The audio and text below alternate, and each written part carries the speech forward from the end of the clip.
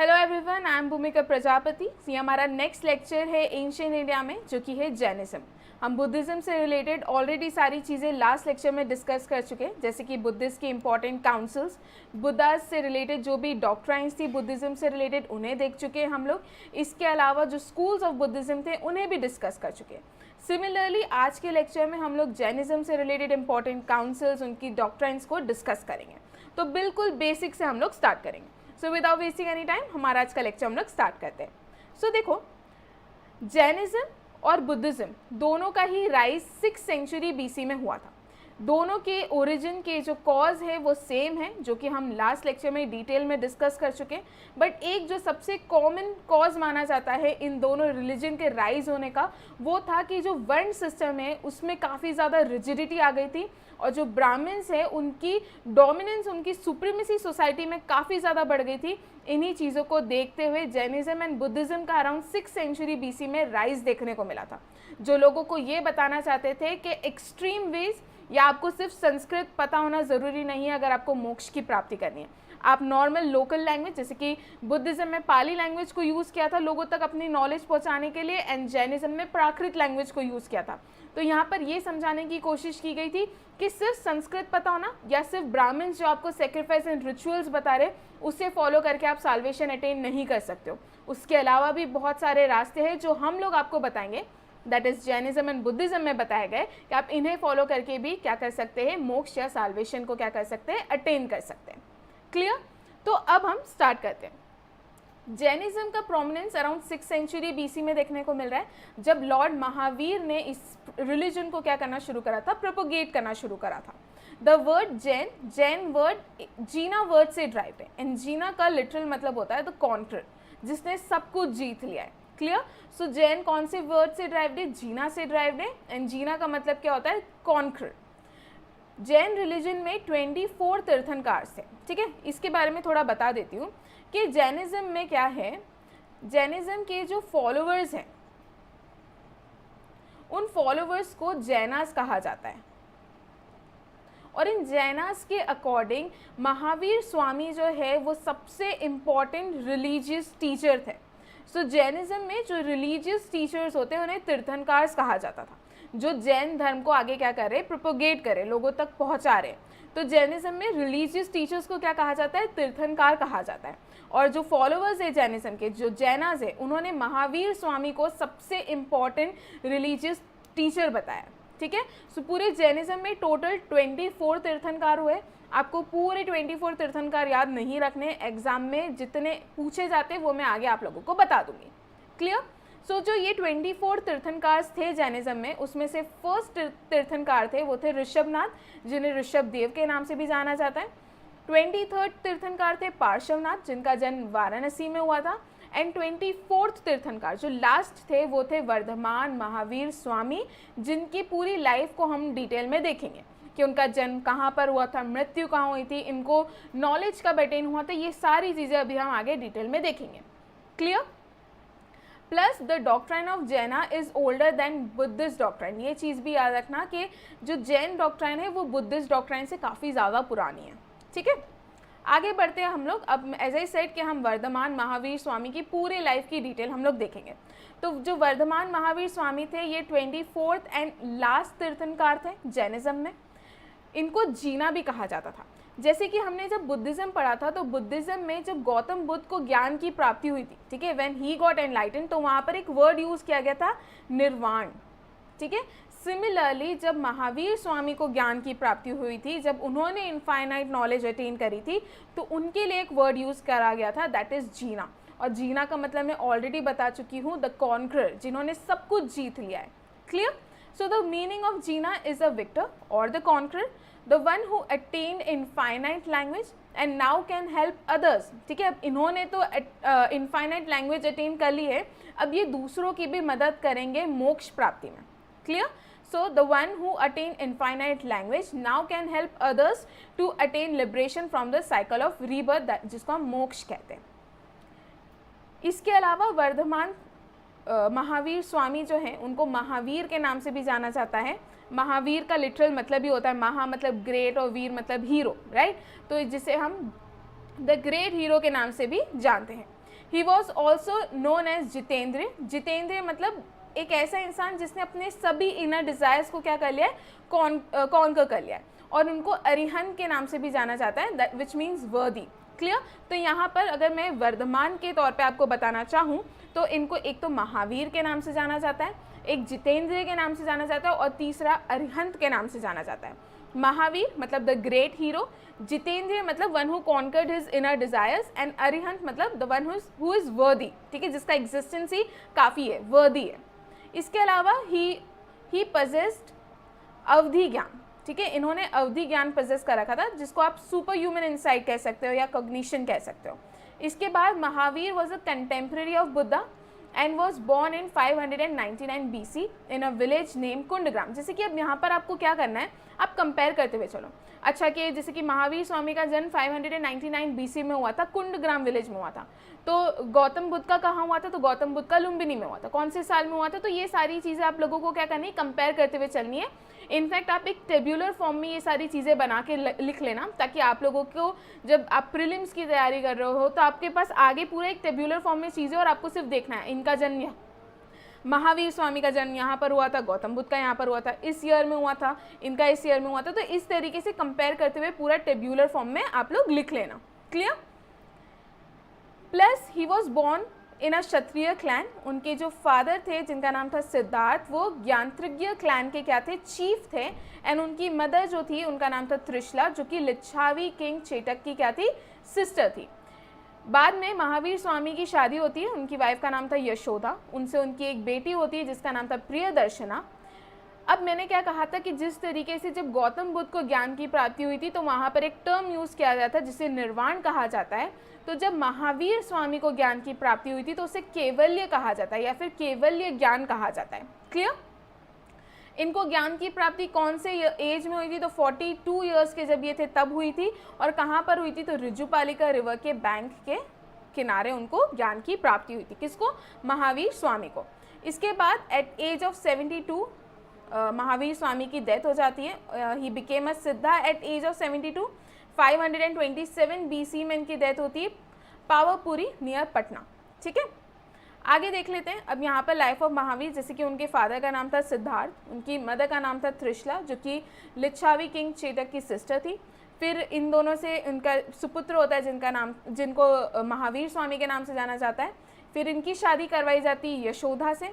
इन दोनों की एक बेटी होती है जिनका नाम है प्रियदर्शनी, और प्रियदर्शनी की बाद में जमाली नाम के एक पर्सन से शादी होती है जो कि महावीर स्वामी के पहले डिसाइपल भी बने थे। क्लियर, जो कि उनके खुद के जमाई थे।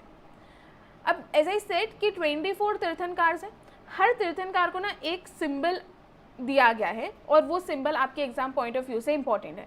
अब आपको क्या करना है, स्टार्टिंग के 5 तीर्थंकार और एंड के 5 तीर्थंकार आपको क्या करने हैं, याद रखने, जो एग्जाम पॉइंट ऑफ व्यू से इंपॉर्टेंट है। जैसे कि लॉर्ड ऋषभनाथ, इनसे एसोसिएटेड जो सिंबल है वो है बुल। अजीतनाथ को कौन सा सिंबल दे रखा है, तो एलिफेंट। फिर संभवनाथ को कौन सा दे रखा है, तो हॉर्स। इस तरीके से नीचे के भी आपको 5 याद रखने, जैसे कि महावीर स्वामी का तो काफ़ी ज़्यादा इंपॉर्टेंट है, इनसे जो सिंबल एसोसिएटेड है वो है लायन। पार्श्वनाथ से जो सिंबल एसोसिएटेड है वो है स्नेक। नेमिनाथ, ठीक है, नेमिनाथ से जो सिंबल एसोसिएटेड है उसे कोंच कहा जाता है, शंख जिसे हम कहते हैं वो। उसके बाद ना एक 19th जो तीर्थंकार है ये काफ़ी ज़्यादा इंपॉर्टेंट है। 19th तीर्थंकार क्यों इंपॉर्टेंट है, तो देखो आगे चल के क्या होता है, जैनिज्म जो है वो 2 सेक्ट में डिवाइड हो जाता है। एक को श्वेतांबर कहते हैं, दूसरे को दिगंबर कहते हैं। तो यहाँ पर अभी सिर्फ समझ लो, हम डिटेल में देखेंगे। यहाँ पे ये याद रखना कि श्वेतांबर सेक्ट जो था जैनिज्म का, यहाँ पर एक्सेप्ट किया गया है कि वुमेन्स को भी ज्ञान की प्राप्ति हो सकती है। तो श्वेतांबर सेक्ट की ही एक तीर्थंकारा थी जिनका नाम था मलिनाथ, राइट। इन्होंने ज्ञान की प्राप्ति की थी और ये एक लौती फीमेल थी 24 तीर्थंकार्स में से। बहुत इंपॉर्टेंट फैक्ट है, एग्जाम पॉइंट ऑफ व्यू से तो ऑब्वियसली इंपॉर्टेंट हो ही जाता है, बिकॉज 24 तीर्थंकारा में से एक लौती, ठीक है, the only female Tirthankara was Mallinath. Clear. तो ये कौन से सेक्ट को बिलोंग करती थी ये भी याद रखना, तो ये श्वेतांबर सेक्ट को बिलोंग करती थी। अब यहाँ पर आप याद, ये चीज़ आपका है कि ये 24 तीर्थंकार है, इसमें से स्टार्टिंग के 5 तीर्थंकार के आपको सिंबल्स याद रखने और बॉटम से 5 जो है उनके सिंबल्स याद रखने। ओके, अब हम आगे बढ़ते हैं। अब हम जैनिज्म की डॉक्ट्राइन्स देख लेते हैं। तो यहाँ पर क्लियरली कहा है जैना कौन है। जैना मैंने अभी बताया कि जो जैनिज्म धर्म को, जो जैनिज्म रिलीजन को फॉलो करते हैं, उनके लिए वर्ड यूज़ किया गया है जैना।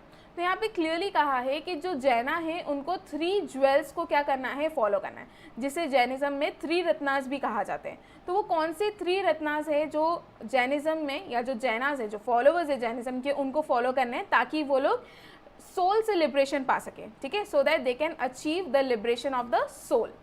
तो क्या है वो 3 चीज़ें, तो वो है सम्यक दर्शन, सम्यक ज्ञान और सम्यक चरित्र, that is right faith, right knowledge and right conduct. ठीक है, आपको जो फेथ है वो आपका सही होना चाहिए, आपके पास राइट नॉलेज होनी चाहिए, और आप जो भी चीज़ें करें, आपके जो भी कंडक्ट है वो भी क्या होनी चाहिए, राइट होने चाहिए। तो ये जो है 3 रत्नास है हमारे किसके, डॉक्ट्राइन्स के। अब आप यहाँ पर रिकॉल करो कि मैंने बुद्धिज़्म के आपको क्या 3 रत्नास बताए थे, ठीक है, जिनको 3 ज्वेल्स कहा जाता है बुद्धिज़्म का, वो मैंने आपको क्या बताए थे, वो यहाँ पर आप लोगों को रिकॉल करना है। क्लियर। तो ये पहली डॉक्ट्राइन समझ में आई, दैट इज 3 रत्नास। इसमें क्या है, right faith, right knowledge and right conduct, जिसको आप इस चीज़ को फॉलो करके you can achieve the liberation of soul.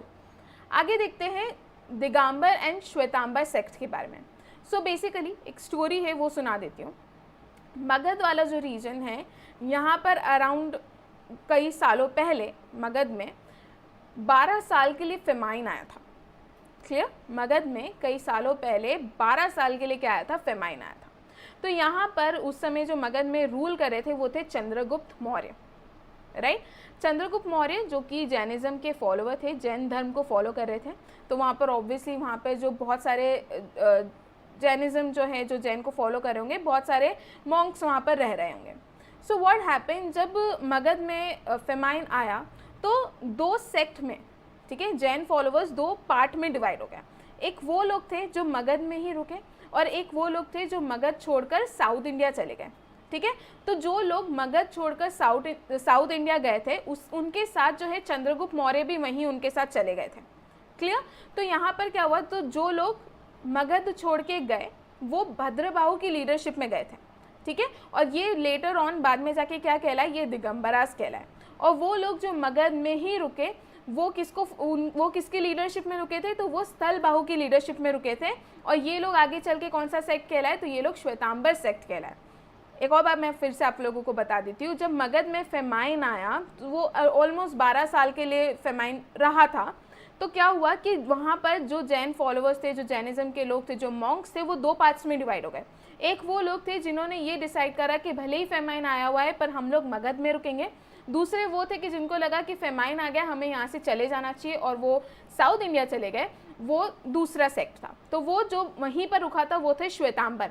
किसकी लीडरशिप में रुके थे, तो स्थलबाहु की लीडरशिप में रुके थे। वो जो साउथ इंडिया चले गए वो थे भद्रबाहु की लीडरशिप में गए थे, और वो सेक्ट क्या कहलाया, वो कहलाया दिगंबर सेक्ट। क्लियर। तो मगध में रुकने वाला सेक्ट था श्वेतांबर सेक्ट, और साउथ इंडिया चले जाने वाला सेक्ट था दिगंबर सेक्ट। जो श्वेतांबर सेक्ट के जो लीडर थे वो थे स्थलबाहु, और जो दिगंबर सेक्ट के लीडर थे वो थे भद्रबाहु। क्लियर। अब देखो यहाँ पर कि मगध तक आखिर कैसे पहुँचा जैनिज्म, उसके बारे में भी थोड़ा हम देख लेते हैं। सो देखो, जैनिज्म ग्रेजुअली स्प्रेड हो रहा था वेस्टर्न इंडिया में, जहाँ पर ब्राह्मणिकल डोमिनेशन जो है काफ़ी ज़्यादा कमज़ोर हो गया। ठीक है, सो द अर्ली जैनास उन्होंने क्या करा, they adopted the Prakrit language, उन्होंने संस्कृत लैंग्वेज को डिस्कार्ड करा, which was patronised by Brahmins. This greatly helped in spread of Jainism. तो यहाँ पर स्प्रेड ऑफ जैनिज्म को जो है काफ़ी ज़्यादा बूस्ट मिल गया। इनफैक्ट मगध में रहने वाले जो रूलर थे उस समय, मगध के जो किंग थे, जो इनका नाम था चंद्रगुप्त मौर्य, वो भी क्या बन गए, जैन फॉलोवर बन गए।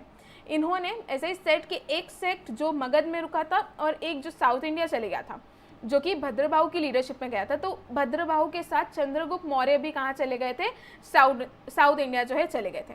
वहीं पर उन्होंने अपने अंतिम समय में मोक्ष की प्राप्ति करी थी। बेसिकली इन्होंने इनकी जो है लाइफ त्यागी थी by giving up on foods, मतलब उन्होंने खाना पीना जो है सारी चीज़ें छोड़ दी थी, और स्लोली जो है उन्होंने अपनी लाइफ जो है त्यागी थी इस तरीके से।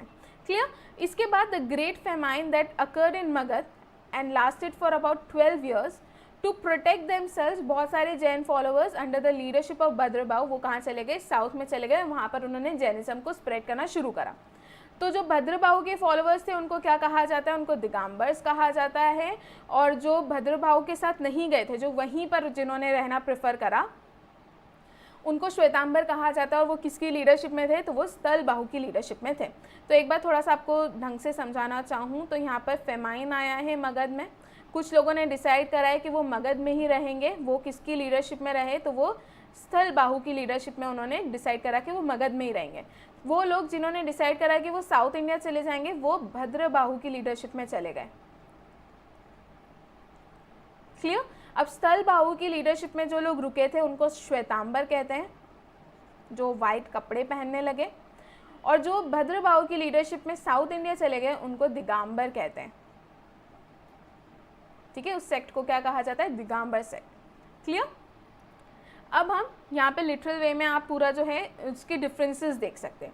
जैसे कि दिगंबरा की बात करूँ तो लिटरली इसका मतलब होता है स्काई क्लैड। ठीक है, क्लैड मतलब जो ड्रेसिंग होती है उसे कहा जाता है, और श्वेतांबर का मतलब होता है वाइट क्लैड, जिन्होंने वाइट कपड़े पहनना शुरू कर दिए थे।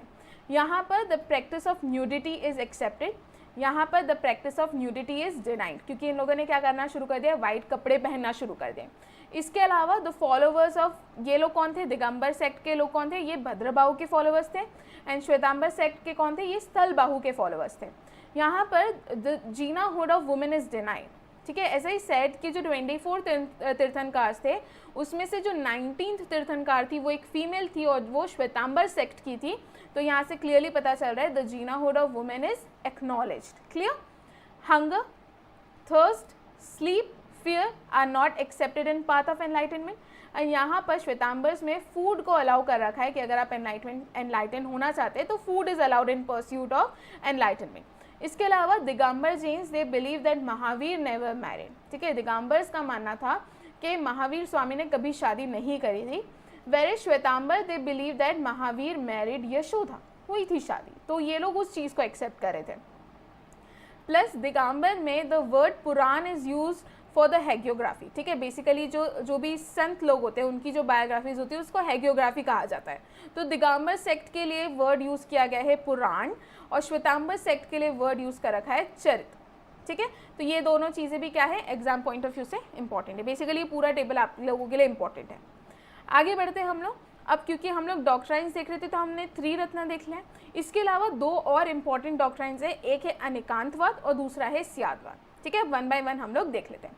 अनेकांतवाद की बात करूँ तो इट एम्फेसाइजेस दैट जो अल्टीमेट ट्रूथ है, जो रियलिटी है, ठीक है, जो रियल ट्रूथ है, जो सबसे बड़ा ट्रूथ है, वो क्या है, एक कॉम्प्लेक्स है।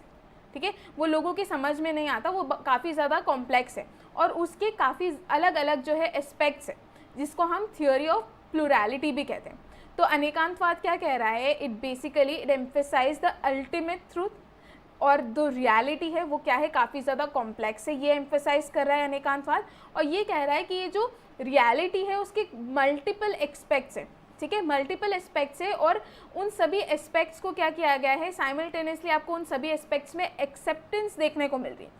मतलब इतनी ज़्यादा डाइवर्सिटी है, इतने ज़्यादा एस्पेक्ट्स है, बट सभी को साइमल्टेनियसली एक्सेप्ट किया गया है, एक्सेप्टेंस मिला है, यहाँ पर इसकी बात की गई है और उसी को क्या कहा जाता है, अनेकांतवाद।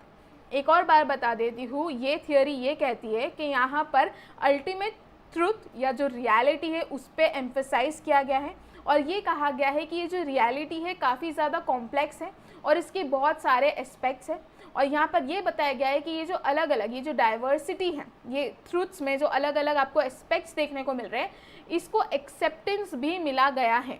ठीक है, भले ही वो एक दूसरे के व्यू पॉइंट्स को कॉन्ट्राडिक्ट करते हैं, बट सभी चीज़ों को क्या दिया गया है, यहाँ पर एक्सेप्टेंस मिला गया है, ये कहती है अनेकांतवाद theory.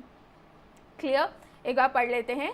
It emphasizes that the ultimate truth and reality is complex and it has multiple aspects, that is जिसको हम थियोरी ऑफ प्लूरैलिटी कहते हैं। It refers to simultaneous acceptance of multiple, diverse and even contradictory view points. इसके बाद में स्यादवाद की बात करूँ तो स्यादवाद में ये कहा गया है कि जितने भी जजमेंट्स हैं वो क्या है, कंडीशनल है। ठीक है, मतलब कि जो भी जजमेंट्स लिए हैं वो उस समय, उस कंडीशन, उस सर्कमस्टेंसेस के अकॉर्डिंग क्या किए गए, लिए गए। हो सकता है कि उस समय वो पर्टिकुलर चीज़ सही हो, ठीक है, पर बाद में वो चीज़ हो सकता है कि गलत हो। क्लियर? तो यहाँ पर स्यादवाद में बताया गया है कि हमने जितने भी जजमेंट्स अभी तक लिए हैं वो कंडीशनल है। They are holding good in only certain conditions and circumstances और सेंसेस, ठीक है। ऐसा ज़रूरी नहीं है कि मैंने अभी जो चीज़ कही है वो सही है। फॉर एग्जाम्पल, अगर मैं आपको एक एग्जाम्पल के तौर पे समझाना चाहूँ, कुछ लोग ये कहते हैं कि जो वेजिटेरियन होते हैं उनके अकॉर्डिंग नॉनवेज खाना गलत है, बट नॉनवेज के अकॉर्डिंग जो नॉन वेजिटेरियन है उनके अकॉर्डिंग नॉनवेज खाना कुछ गलत नहीं है, ठीक है। तो उनके पास एक पॉइंट होता है अपनी बात को, अपने तर्क को सही प्रूव करने के लिए। तो यहाँ पे यही बता रहे कि कुछ हर लोग के पास एक कोई पर्टिकुलर चीज़ होती है, एक सर्टेन कंडीशन या सर्कमस्टांसेस में वो अपनी बात को सही बता सकते हैं, राइट। तो यहाँ पे उस चीज़ को बताने की कोशिश की गई that all judgments are conditional and holding good only in certain conditions and circumstances और सेंसेस। इसके अलावा 7 मोड्स होते हैं प्रिडिक्शन के, जिसे हम सप्तभंगी न्यायवाद कहते हैं। स्यादवाद, जो स्यादवाद है, it literally means the method of examining different probabilities. अभी मैं आप लोगों को अंतर बताती हूँ। अभी यहाँ पर आप लोगों को ना थोड़ा सा कंफ्यूजिंग हो गया होगा, मेरे वर्ड्स जो है थोड़े से आप लोगों को कंफ्यूजिंग लग रहे होंगे, बट नेक्स्ट स्लाइड में सारी चीज़ें क्लियर हो जाएगी। यहाँ पर हम उस चीज़ को जैन लॉजिक से समझने की कोशिश करते हैं। जैसे कि मैंने अनेकांतवाद में आपको क्या बताया कि जो हर व्यू से, ठीक है, उसको क्या कर लिया गया, यहाँ पर एक्सेप्ट कर लिया गया कि किसी ना किसी रिस्पेक्ट में वो व्यू पॉइंट क्या होगा, सही होगा। भले ही उसका मतलब यहाँ पर मल्टी साइडेडनेस को बताया कि मेरे रिस्पेक्टिव में वो चीज़ सही है, तो वो हर रिस्पेक्ट में उस व्यू पॉइंट को क्या किया गया है, एक्सेप्ट किया गया है। यहाँ पर बताया गया है कि every view is right in some respect, हर रिस्पेक्ट में वो व्यू जो है सही होगा। ये क्या है, अनेकांतवाद है, जिसमें मल्टी साइडेडनेस की बात की गई। वहीं अगर मैं स्यादवाद की बात करूँ तो this is the doctrine of conditional statement. ये कह रहे हैं कि no view is right in every respect, कि एक पर्टिकुलर व्यू है, ज़रूरी नहीं है कि ये हर रिस्पेक्ट में सही हो। क्लियर। जैसे कि अगर अगेन मैं एक वेजिटेरियन एंड नॉन वेजिटेरियन वाला ही एग्जांपल अगर आपको लूँ और कहूँ कि वेजिटेरियन के अकॉर्डिंग नॉनवेज खाना गलत है, बट नॉन वेजिटेरियन जो पर्सन है वो प्रूव कर देगा कि वो नॉनवेज खाना उसके अकॉर्डिंग गलत नहीं है, वो कोई ना कोई ऐसा तर्क दे देगा।